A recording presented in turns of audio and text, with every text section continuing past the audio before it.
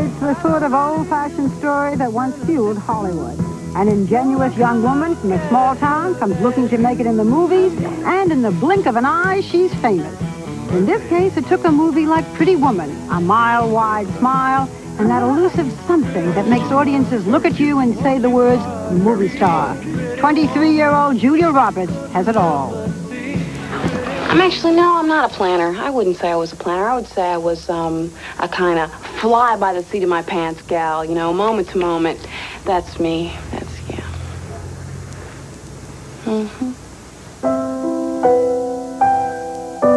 She's a Southern girl, born in Smyrna, Georgia, to middle-class parents who loved theater. When Julia was 4, they divorced. When she was only 9, her father died.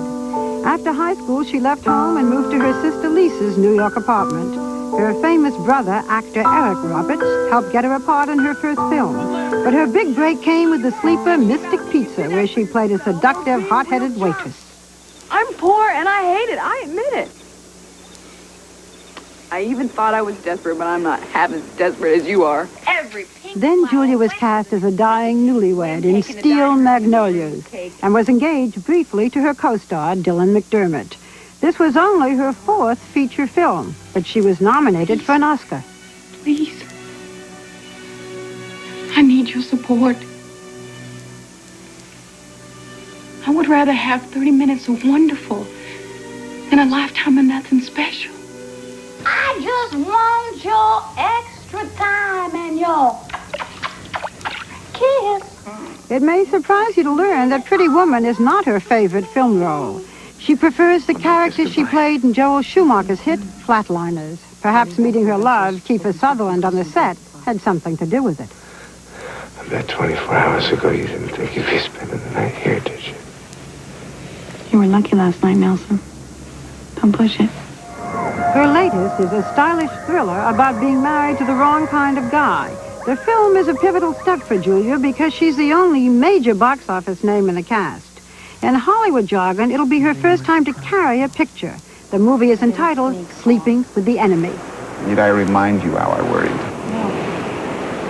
You reminded me enough the night I came back. You aren't suggesting I enjoy that. Oh, God, no. That would make you a monster.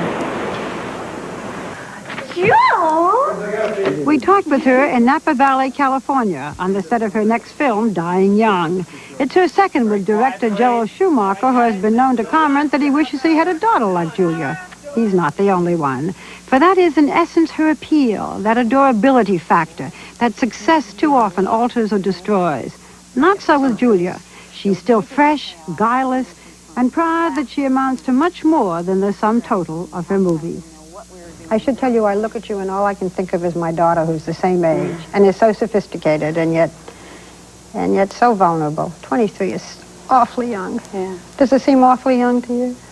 It does sometimes, and it doesn't. Sometimes I feel like I'm 12, and sometimes I feel very old, but very old in a nice way, you know, in kind of a peaceful way. Let's go back to the childhood. Your parents divorced at 4, and your father died when you were 9. Mm-hmm. That's a lot for a kid to take. Mm. What are your feelings about him today? I don't think I would be who I am today if everything that had happened hadn't happened. And not to say that I wouldn't change some things, that I wouldn't want to have him here, but at the same time, there are no physical parameters now in our relationship. We're together all the time. He's completely accessible to me at any minute of any day, you know? So, and not knowing anything different, it's the perfect father-daughter relationship. I'm not sure I know what you mean.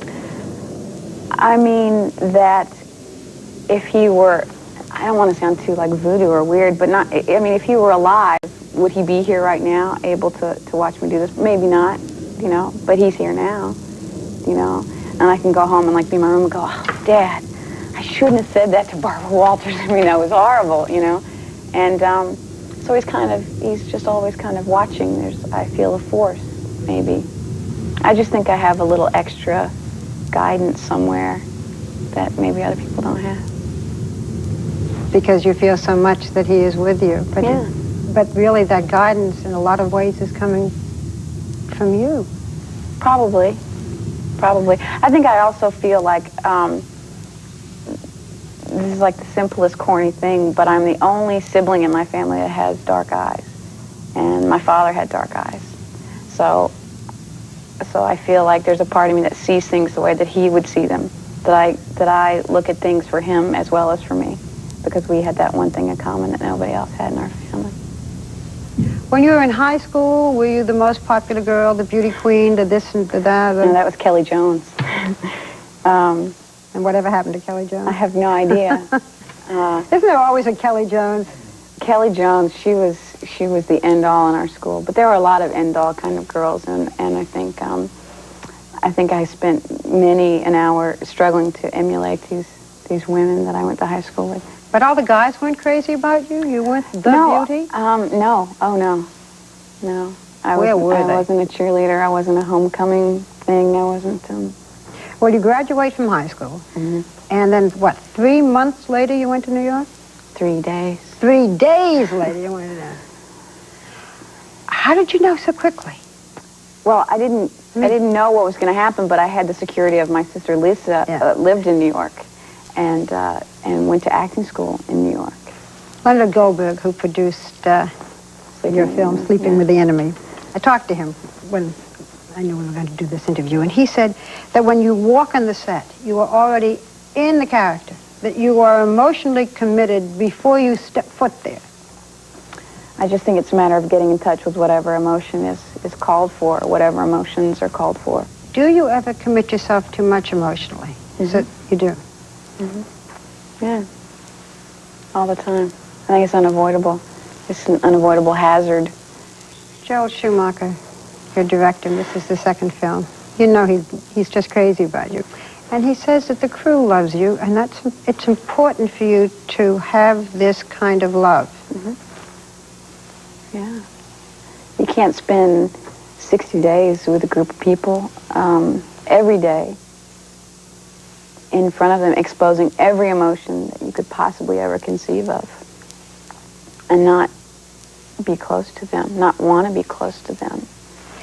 There is a wonderful story in Sleeping with the Enemy when you were drenched and cold. Tell us the story.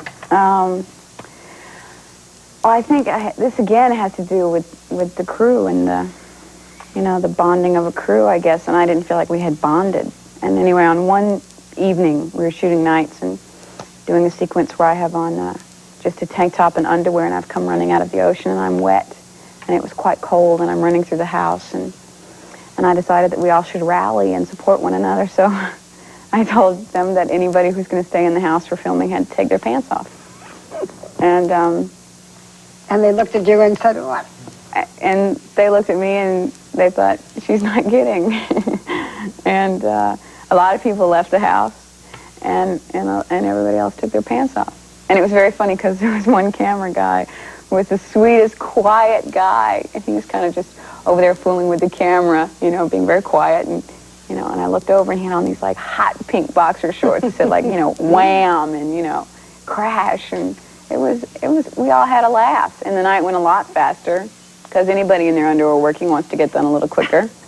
It's so interesting because a lot of people, you work on a set and they don't care whether they bond, with the cameraman or the grip or the makeup person. You do your job and you do it.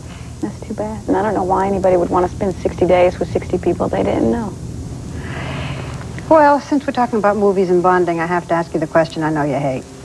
Which is, when you did Steel Magnolias, you were engaged for a short time to the young man who played your husband, Dylan McDermott. Mm-hmm. And now we all know that you're with Kiefer Sutherland, whom you met in Flatliners. So some people say, oh, she falls in love with all her leading men. Mm-hmm. Yeah, well, unfortunately, it's an association that I don't think people understand. I mean, when you spend as much time as I have in the past period of time making movies, I don't know who they think I'm going to meet and spend the most time with, but actors and people that make movies.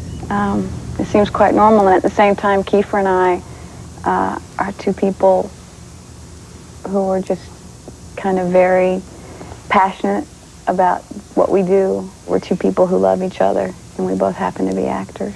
you know, so it's not so much the actor first as it is the people first.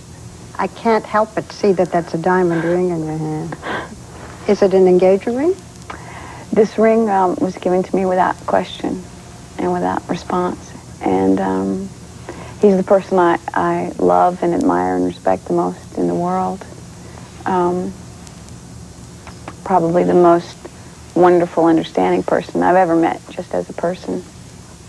Whether we talk about marriage or not, you know, you think this is the one that's going to be for the rest of your life, if you could look that far in Yeah, the forever love.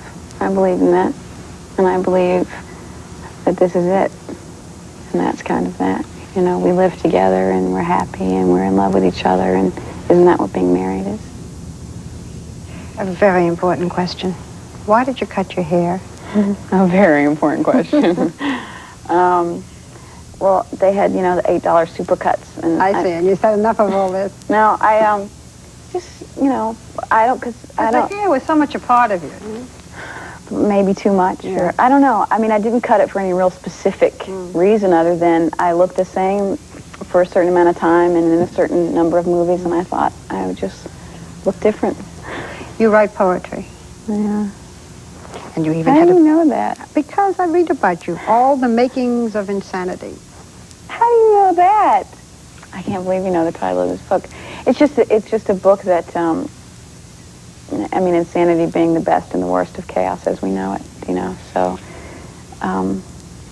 it's just about moments in my life that had an effect on me one way or another, that were funny or that were wicked or... You ever going to publish this book? Probably not. Do you keep a journal? Mm-hmm. What kinds of things? Things that when I go back and read them, I don't really understand because I kind of am so obscure about them sometimes.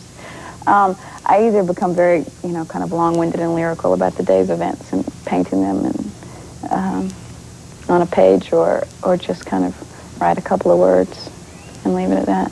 What will you write in your journal about today? About this? Wonder if my hair was shaking with the rest of me while I was doing this interview. You know, hey, shake and your hair starts to move. That it was a good day that the birds sang while we were doing this, and it was nice, and that lended to the comfort of the day. Made me not so nervous. If they were quiet, I'd be nervous. And is it okay? Yeah. That's great.